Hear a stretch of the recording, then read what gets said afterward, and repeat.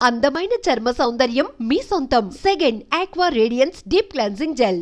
కాదు అంటే నేను ఫస్ట్ నుంచి ఫాలో అవుతున్నాను కాబట్టి ఈ విషయం నాకు నాకు బాగా తెలుసు. ఏంటంటే స్వప్న గారికి ఇంతకుముందు స్టార్టింగ్ లో ఎంత పాజిటివ్ కామెంట్స్ వచ్చేవి తెలుసా? నేను అప్పుడు రెగ్యులర్ గా చూసేదాన్ని, మొత్తం పొగుడుతూనే ఉండేవాళ్ళు స్వప్న గారిని. ఈ మధ్య కామెంట్స్ చూస్తుంటే అసలు ఆ వీడియోలో ఎక్కడుంది ఓవర్ యాక్షన్ అని ఎత్తుక్కుంటున్నా నేను. ఆ ఓవర్ యాక్షన్ ఎక్కడ లేకపోయినా, స్వప్న ఎందుకు ఓవర్ యాక్షన్ చేస్తున్నావు, ఈ ఓవర్ యాక్షన్ తగ్గించుకో మంచిది, ఈ మాట అయితే ఖచ్చితంగా వస్తుంది. ఈ మధ్య చాలా వస్తున్నాయి బ్యాడ్ చాలా. కామెంట్స్. అసలు ఎందుకంటున్నారు, ఎక్కడుంది ఇప్పుడు ఈ వీడియో అంతా చూసి ఎక్కడ కనిపించలేదే నాకు ఓవర్ యాక్షన్ అంటే? ఆవిడ నవ్వేది బాధే, ఏడ్చేది బాధే, చూసేది బాధే, కూర్చునేది బాధే, ఏం చేసినా బాధే. ఎందుకని మీ మీదే అంత? ఎప్పుడైతే మేడం ఇద్దరు మనుషులు మనం పెట్టినప్పుడు, ఒకరు అంటే స్మార్ట్గా అండ్ ప్రొఫెషనల్గా ఉన్నప్పుడు, ఇంకో అమాయకంగా ఉన్నప్పుడు, మన దగ్గర అంటే బయట కంట్రీస్ వేరు, మన దగ్గర ఏమవుతుందంటే దీనికి ఉండే రెస్పెక్ట్ కన్నా దీనికి ఉండే రెస్పెక్ట్ పెరుగుతుంది. ఇది మీరు ఎక్కడైనా అబ్జర్వ్ చేయండి. సో ఇన్నోసెంట్కి ఉన్న వాల్యూ ఎడ్యుకేషన్ అండ్ అన్ని తెలిసిన వ్యక్తి మీద ఉండదు. ఇది మీరు విన్నారో లేదో చూడండి సార్, మాకు ఎక్స్పీరియన్స్ ఇది. ఇప్పుడు ఒక హైట్ పర్సనాలిటీ ఉండి మంచిగా క్యూట్గా ఉండి అంత బాగుండి కూడా ఆయన ఎంత బాగా చేసిన పని కూడా అంత అనిపించదు. అదే డ్రెస్సింగ్ సెన్స్ బాగాలేకున్నా ఏదో అట్లా ఉన్నా అక్కడ ఇద్దరి మధ్యలో కాంపిటీషన్ అవుతున్నప్పుడు ఆ పెద్దవాడు ఓడిపోవాలనే చూస్తారు. అది ఏడైనా అంతే, పెద్దవాళ్ళు ఓడిపోవాలంతే అంతే అట్లా చూస్తారు. కాకపోతే ఎక్కడి నుంచి చూస్తున్నారు కదా మనం, ఎక్కడి నుంచో చూస్తున్నారు కాబట్టి ఈ డామినేషన్ అనేది వాళ్ళకి నచ్చకపోవచ్చు. అందరు ఒకేలా ఉన్నారని చూడదు. కాకపోతే ఈమెకు నచ్చిన వాళ్ళు కామెంట్ చేయకుండా ఉండొచ్చు. ఎందుకంటే మన దగ్గర వ్యూస్ చూసేవాళ్ళు మ్యాక్సిమం టీవీలలో చూసేవాళ్ళు ఉంటారు. టీవీ ఎక్కువ 7-10:30 అయిపోయిందా పని కంప్లీట్ చేసుకుని డైరెక్ట్ టీవీల ముందుకు వచ్చేస్తారు. అక్కడ నుంచి మా వ్యూస్ స్టార్ట్ అవుతుంది. మా గ్రాఫ్ చూస్తే అక్కడనే పెరుగుతుంది. 10:30 తర్వాత మళ్ళీ నైట్ వచ్చేసి 8 వరకు ఇక కంటిన్యూ పోతున్నా ఉంటాయి. సో దాంట్లో ఎక్కువ లేడీస్ చూస్తారు కాబట్టి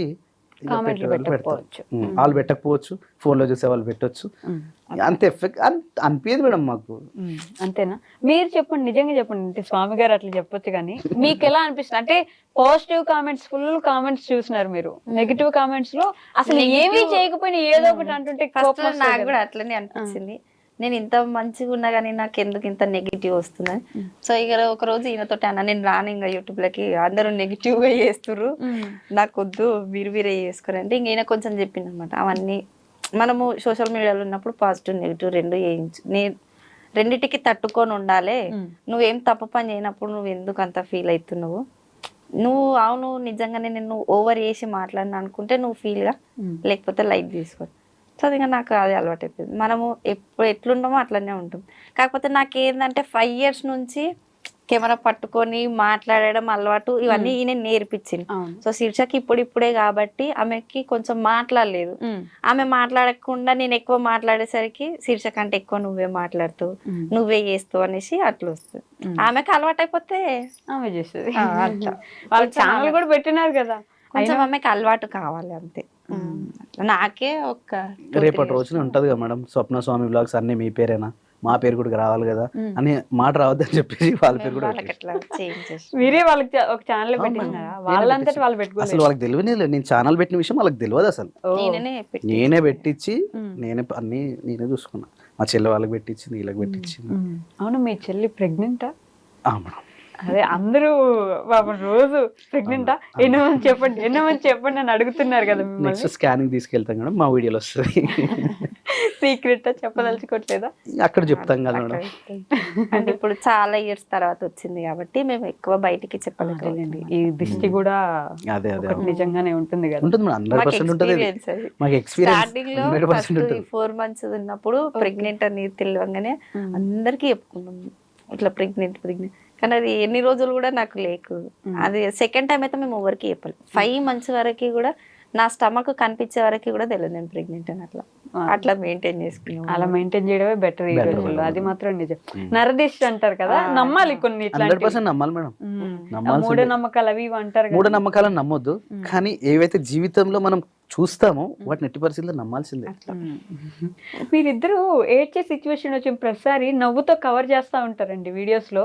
ఒకవేళ ఏదైనా మాట్లాడుతూ బాధగా ఉందా సిచ్యువేషన్ అంటే కూడా నవ్వుతూ నవ్వుతూ మాట్లాడేసి సిచ్యువేషన్ తప్పించేస్తారు. ఆ నిమిషానికి ఆడియన్స్ కి ఏడుపు వచ్చే సిచ్యువేషన్ వస్తుంది, కానీ మీరు మాత్రం ఏడవరు వీడియోస్ లో. నేను చాలా సార్లు గమనించా. ఎలా అలా చెప్పాను కదా మేడం, నవ్వుతూ ఉండాలి. నా ఎమోషన్ ఎప్పుడైనా నా సీక్రెట్, నా రూమ్. నేను ఎప్పుడైనా నా ఎనర్జీ, నా ఉత్తేజం అదంతా జనాల ముందు ఉండాలి. ఎప్పుడైనా నా ఫేస్ వస్తున్నదంటే నవ్వుకోవాలి. చాలా మంది నాకు అదే కమెంట్ పెడతారు, స్వామి అన్న వీడియోలో ఉన్నాడంటే ఆ ఎనర్జీ వేరు, అది వేరు. అది నవ్వాలని, ఒక మనిషిని నవ్వించడం అనేది చాలా ఒక కళ. అది ఒక ఈజీగా, అంత ఈజీగా నవ్వుతారా? నవ్వలేరు. అదే మనం ఒక నవ్వు అలా ఫేస్ లో నవ్వుని చూస్తే మనకి ఇంకా నవ్వు అనిపిస్తుంది. నేను రోడ్డు మీద వెళ్తుంటే కూడా ఇలా చాలా తెలుసు, ఎవరెవరో నవ్విస్తుంటా, నేను ఎవరెవరో నవ్విస్తుంటా, సంబంధం లేవని వాళ్ళని కూడా నేను నవ్వించేస్తుంటా.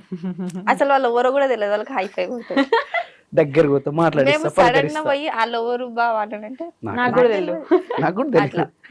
ఈ విషయం శిరీషకి చాలా ఎక్స్పీరియన్స్. మా చుట్టమేమో అనుకుంటుంది ఆమె, ఆమె కొత్త కదా, మా చుట్టమేమో అనుకుంటాం. నాకు కూడా ఏం తెలియదు, కాకపోతే పోయి మాట్లాడేస్తా, తిన్నావా, బాగున్నావా, పిల్లలు బాగున్నారా, ఎప్పుడు వచ్చిన పని ఎంతగానో ఎందుకు బాయ్ కాడ మేము బాయ్ దగ్గరికి పోతుంటా కూడా ఎవరో తెలియని వ్యక్తులు ఉంటా, ఏ అమ్మ తిన్నావా అమ్మ అని అంటాడు. వాళ్ళు కూడా వీళ్ళు ఎవరో ఏమన్నట్టుగా వాళ్ళు ఆన్సర్ చేసేస్తారు, కానీ ఎక్కడైతే ఎవరు తిట్టలేదు ఇప్పటి వరకు అయితే. కానీ అంటే ఆ తిట్టే వాళ్ళను నేను సెలెక్ట్ చేసుకోకపోవచ్చు, మనిషిని చూసినప్పుడు వాళ్ళతో మాట్లాడాలి వద్దని అర్థమవుతుంది కావచ్చు. కాదు, బిజినెస్ అక్కడ స్టార్ట్ చేసినట్టున్నారు కదా, మళ్ళీ ఆపేసారా? జరుగుతుందా? టెన్షన్ మేడం, అది మామూలు టెన్షన్ కాదు. మార్నింగ్ 7 గంటలకు కూర్చుంటే నైట్ ఒక్కోసారి 2 అవుతుంది మేడం. అవి వస్తూనే ఉంటాయి స్టాక్ అయిపోతుంటది. అక్కడ స్టాక్ రాదు, ఇక్కడ మేము ఆర్డర్ తీసుకుంటాం, అక్కడ డిఫరెంట్ వస్తుంటది. ఇది అన్ని మెంటల్ టెన్షన్ అనిపించింది మేడం. ఇది దండం అని చెప్పేసి దాన్ని వదిలేసిన. ఓకే, ఏం చేయట్లేదు అన్నారు. బిజినెస్ పెడితే మళ్ళీ బిజినెస్ కూడా ఎందుకు ఇప్పుడు మళ్ళీ దీంట్లో ఓన్లీ స్వప్నక్కే చేస్తుంది అన్నారు, మళ్ళీ అది కూడా తీసేస్తున్నారు పూర్తిగా. పాపం అనిపిస్తుందండి నాకు. మీరు మరీ స్వప్న గారిని అందరు కార్నర్ చేశారు. నేను ఫైట్ చేస్తున్నా ఆడియన్స్ తోటి. చెప్పండి. నాకు మంచిగా అనిపించట్లేదండి స్వప్నక్క. నాకు యాక్చువల్ మంచి వ్యక్తి. నేను లాస్ట్ టైం 1 year బ్యాక్ చూసా, అప్పుడు ఇంతే మంచిగా ఉన్నారు, ఇప్పుడు చూసా ఇంతే మంచిగా ఉన్నారు.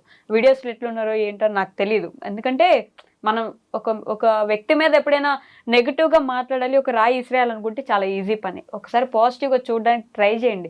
ఆవిడంత పాజిటివ్ మనిషి అని నాకు అనిపిస్తుంది, నాకు మంచిగా అనిపిస్తుంది, మనసుకి దగ్గరగా ఒక అక్కలాగా అనిపిస్తుంది అనమాట. అర్థం చేసుకోండి అంతే. మార్చలేము కొంతమందిని, దానికి నేనేం చేయలేను, అది వేరే విషయం. కొంచెం ట్రై చేయండి పాజిటివ్గా తీసుకోవడానికి. చెప్పాను నేను కూడా ఈరోజు చెప్పాలనుకున్నాను నేను ఆ విషయం అది పనిగా. ఎందుకు తీసేసినారు అట్లా? పూర్తిగా మీరు కష్టపడి హ్యాండ్ ఓవర్ చేసుకొని చేస్తుండే కదా. చేసుకోగలిగేదాన్ని, కాకపోతే మాకు చెప్పింది కదా స్టాక్, మేము వాళ్ళకి అనుకున్నట్టుగా మన దగ్గర రాదు. ఫస్ట్ వచ్చిన స్టాక్ ఏంటంటే, నేను తెచ్చే స్టాక్ క్వాలిటీ తీసుకొస్తా, డబ్బులు ఎక్కువ అన్నట్టుగా నేను చూడను. నేను 1 రూపీ ఎక్కువ పెట్టినా సరే వీళ్ళకి 1 రూపీ నేను తక్కువనే సేల్ చేసిన. ఇక కొందరు అనేవాళ్ళు అంటూనే ఒక దగ్గర అట్లుంది, ఒక దగ్గర ఇట్లుంది, ఇక అవన్నీ లేనిపోని టెన్షన్స్. మళ్ళీ నా దగ్గర తెచ్చిన స్టాక్ 2-3 days లోనే కంప్లీట్ అయిపోయేది. అది అయిపోతుండే, మంచి బిజినెస్ నడుస్తుంది కదా. టెన్షన్ మేడం, అదొక మెంటల్ టెన్షన్. చెప్తున్నాను కదా, నేను ఒక రోజు 7 గంటలకు కూర్చొని నైట్ 2 గంటల వరకు చేశాను వర్క్. అది మాకు ఎక్కువ ఆర్డర్స్ రావడం అంటే నైట్ 10 నుంచి వస్తుంటాయి. ఓకే, అప్పుడు అందరూ ఫోన్ పట్టుకుని ఖాళీగా ఉంటారు. సిస్టమ్ ముందు నుంచి ఇట్లా జరగలేము, ఇటు జరగలేము. అసలు రిప్లైలు వస్తూనే ఉంటాయి. ఇక ఇది వద్దు, దండం పెట్టాలని చెప్పేసి దాన్ని పక్కకు పెట్టి నెక్స్ట్ డే హాస్పిటల్ వెళ్ళినా నేను. అంత సోషల్ మీడియాలో కొంచెం ఎక్కువ ఉంటాం కదా మేము, అట్లా ఇంత వరకు మాకున్నదేమో అనిపిస్తుంది, కానీ ఇబ్బంది అనిపించింది మేడం. అందుకని అది స్టాప్ చేసాం, కొంచెం పక్క పెట్టినాం. మీరు ఏదన్నారు అది చేసినప్పుడు కూడా మైగ్రేన్ హెడేక్ వచ్చింది. మైగ్రేన్ స్టార్టింగ్ నుంచి ఉంది, కానీ ఇంకా అది ఎక్కువ ఫోన్ చూడడము అవన్నీ చేసేసరికి ఇంకెక్కువ అయిపోయింది అనమాట. ఇప్పుడు ఏం చేస్తున్నారు మరి? బిజినెస్ చేసేసారు, ఇప్పుడు ఏమైనా చేస్తున్నారు? ఇప్పుడు వ్యవసాయం ఒకటి ఉంది, ఆ గొర్రెలు నాన్నగారు చూసుకుంటారు. అది మేము హెల్ప్ ఉంటాం, అన్ని చేయండి మేము మొత్తం సపోర్టింగ్ మేము ఉంటాం. కాకపోతే వెళ్ళి రావడం మాత్రమే నాన్నకుంటుంది. నాన్న కూడా రెగ్యులర్ గా వెళ్ళారు. స్వామి అని అంటే నాన్న ఉండి ఇంట్లోనే మేము వెళ్తాం. నేనన్నా వెళ్తాను, తమ్ముడన్నా వెళ్తాడు. దాని తర్వాత ఇక్కడ వీడియో షూటింగ్ ఇవన్నీ ఇది ఒకటి వర్క్ ఉంటూనే ఉంటుంది. ఖాళీగా అస్సలు నాకు ఎప్పుడు ఫోన్లు వస్తే నేను అప్పుడు బయటకు వెళ్ళిపోతా ఉంటా. ఇట్లా ఖాళీగా అస్సలు అంటే మీరు ఎన్ని రోజుల నుంచి మీరు అడుగుతున్నా కూడా నాకు ఖాళీ దొరకక ఇన్ని రోజులు అయిన పరిస్థితి. సో లిరిసిస్ట్, సింగరు, రైటరు ఎన్ని కాబట్టి మా కోసం, మా ఆడియన్స్ కోసం ఒక పాట మేడం ఇట్లా సడన్ మీ గా అడిగితే చెల్లితో నేను- పాడించినారు పాట అది డైరెక్ట్ గా రిలీజింగ్ ఉంది మేడం ఉంది అది. రిలీజ్ కి వెయిట్ చేస్తున్నాం. ఆల్రెడీ రీల్స్ కూడా చేస్తున్నారు మీరు అవును, ఇప్పటికే అవును. దాంట్లో. కాబట్టి మా కోసం ఒక పాట